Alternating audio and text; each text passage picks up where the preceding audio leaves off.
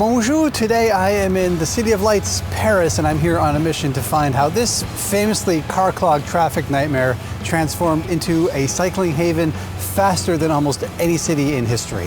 Hey everyone, I'm Tom, and this is Shifter, a channel about urban cycling, bike commuting, and the ways we get around our cities. If you like this video, please consider subscribing. So Paris has been a hot topic among urbanists the last couple of years because under current mayor Anne Hidalgo, the city has undergone a major transformation towards improving pedestrian and cycling spaces. Hundreds of kilometers of bike lanes have been built. Iconic streets like this one have been turned over to pedestrians and cyclists and automobiles removed. We're talking about a major transformation in one of the world's great cities. But this is my first time to Paris and I'm only here for a couple of days, so I need a tour guide. So my name is Camille. I'm a cyclist. I was born and raised in Paris. I used to work for one of the local associations, cycling association called Paris and Selle. And I now work for a small firm that design cycling infrastructure all over France. Oh, I cycle everywhere. So Camille is going to show me some of the ways that Paris is making this big change and how we can learn from its transformation. Let's get started.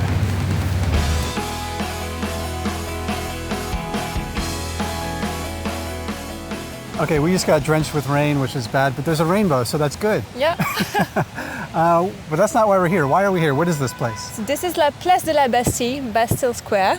And you have to imagine that a few years back, 2 or 3 years ago, this used to be a giant roundabout. And now it's a nice square with a lot of space for pedestrians, some new trees, and a bike lane that goes around it. And a bike lane all the way around. Yeah. So a few years ago, standing here, we would have got run over by a car. Yeah, pretty much. It used to be super dangerous. I used to cycle here before it was turned into that space.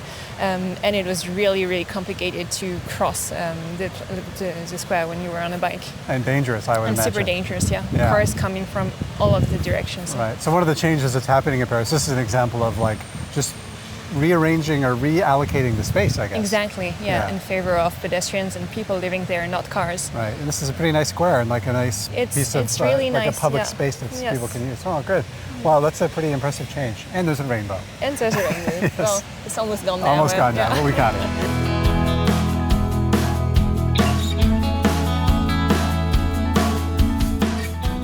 Okay, this is an interesting street. What's happening here? What are we seeing?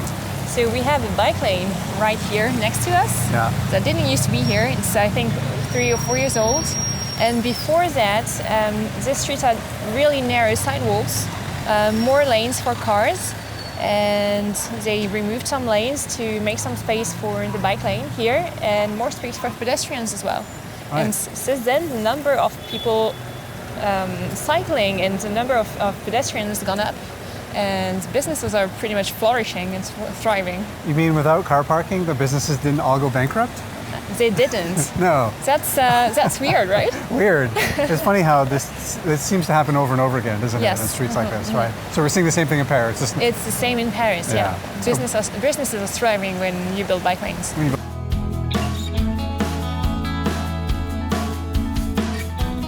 All right, what are we looking at here? What's this? This is La Rue de Charenton, which used to be a long one-way road for cars from Place de la Bastille, where we were before, to the very end of the 12th arrondissement. And here, in that part of the street, it's a pretty narrow street, so it was impossible to build a bike lane. So what the city has done is rework the circulation plan so that cars can go through the whole neighborhood anymore. So you can still drive there if you live there, if you have deliveries to make, but there is no through traffic anymore. So that means that the number of cars has gone down drastically, and that it's way better for cyclists. So as you can see, that part has been transformed into a bike lane, and cars that are exiting the street are now forced to turn right. Oh, I see. So this is just, the whole street is not like this. No. But it's difficult for cars to go all the way through it. Exactly. So it's just sort of changed the way the street is used. Exactly, yeah. So there are more cyclists now than cars in the streets. And cars have other ways to go around. Yes, exactly. For instance, that street over there, which is much bigger and much wider, and is designed to have more cars in it.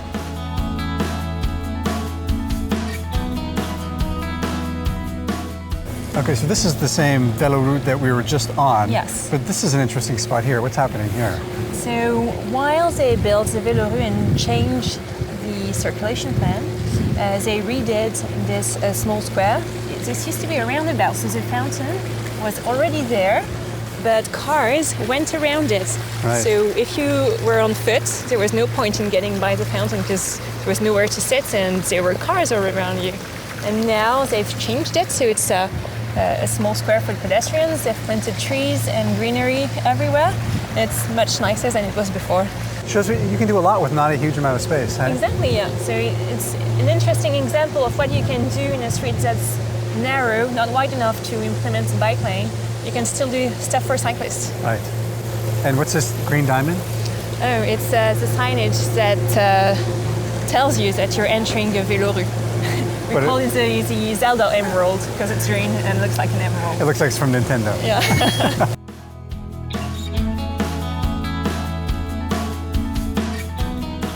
So this is one of the newer bike lanes that have been built. Yes, so it's Avenue de la République. So it's an avenue that goes straight into the center of the city from the northeast.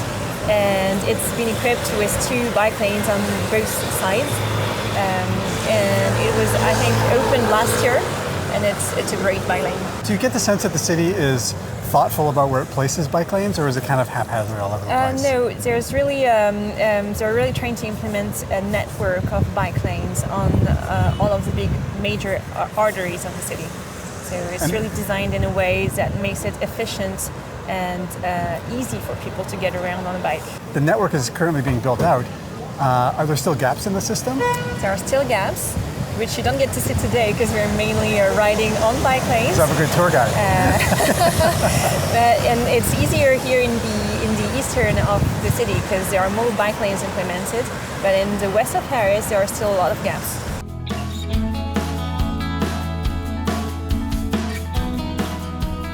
Okay, so now you just described this bike lane to me as the busiest one in the city. Yes. Yes. It's Boulevard de Sébastopol.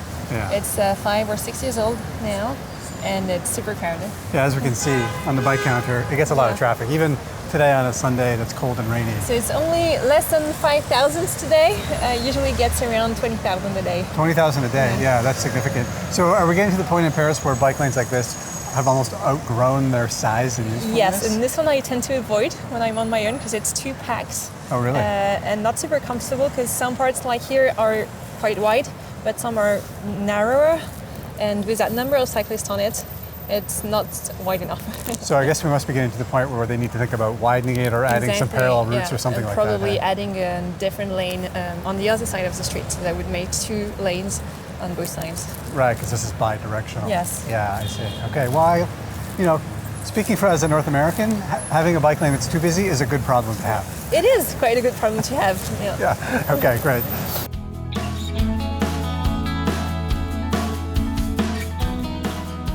So we are now riding on les berges de Seine, banks of the Seine.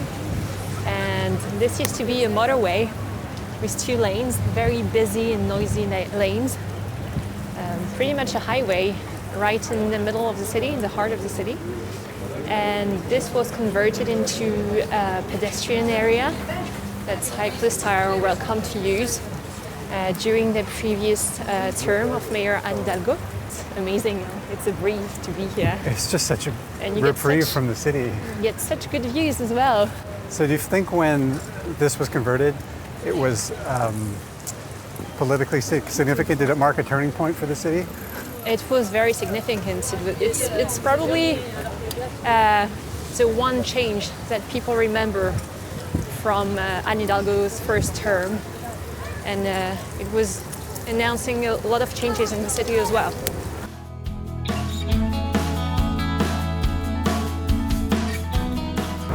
Well, this used to be a car tunnel. This used to be a car tunnel. It's a very direct way from the center of Paris to the west of the city. So it's super efficient for cyclists to cycle here. And there's no cars at all. There's no cars at all. I mean, it's not as nice as riding along the banks of the Seine. No. But it's nice when it's raining. It's nice when it's raining, yes.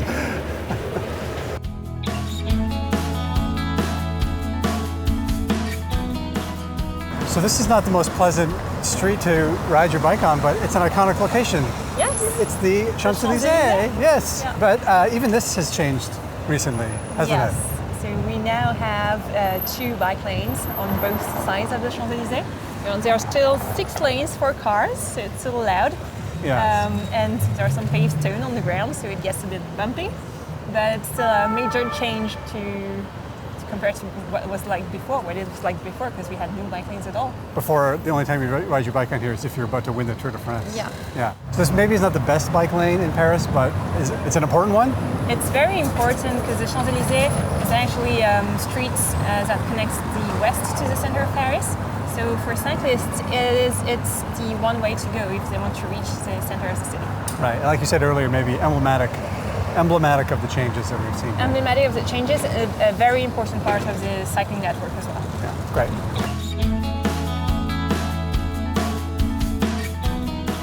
Okay, wow, we survived rain, wind, Paris traffic. Yes, we did. Thank you for keeping me alive. Well, you're very welcome. I hope you enjoyed the tour. I did. It's such an eye-opening experience, so thank you.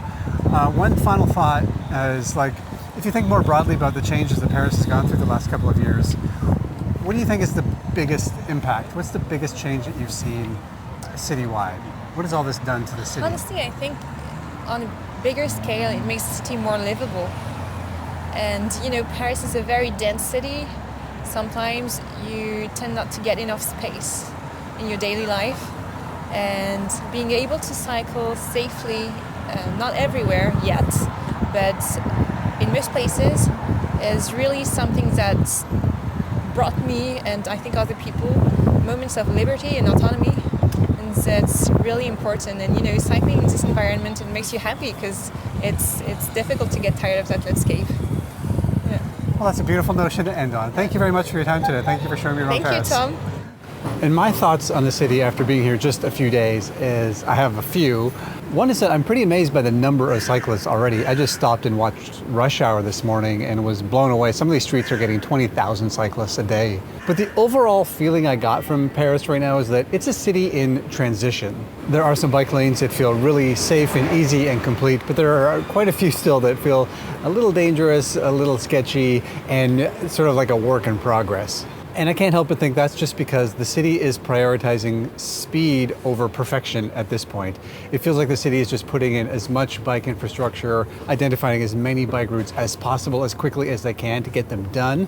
And then maybe later they'll come back and sort of hone them and perfect them. I think it'll be so interesting to come back in a decade and see how things have been smoothed out over that time. But more importantly, maybe the overwhelming feeling that I got over these last 2 days about how Paris has made this transition comes down to one word that kept popping up in my mind, and that is space. And this may sound obvious, but bear with me here. It feels like so many other cities try to engineer their way to bike friendliness. They try to find the perfect place where a bike lane can go that won't disrupt traffic or won't disrupt car parking. And they spend so much time twisting themselves into knots trying to find that perfect location. And it feels to me that Paris said, F all that.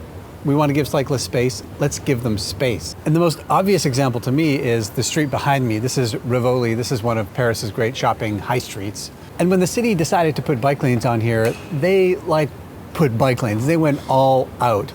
It used to be 4 lanes of car traffic. Now 3 of those lanes are given to bikes and 1 is left for buses and taxis and trucks delivering goods. So almost the whole street has been given over to cyclists. It's a huge amount of space, and even Camille was like, it seems like a lot of space. Maybe even over time it'll be honed to give back some of that space to pedestrians. I mean, this is a dense old city with tons of narrow streets. So to see the city take a street like this and give so much of that space over to cyclists seemed like it was sending a message. It was like, cyclists matter, and we're going to find space for them.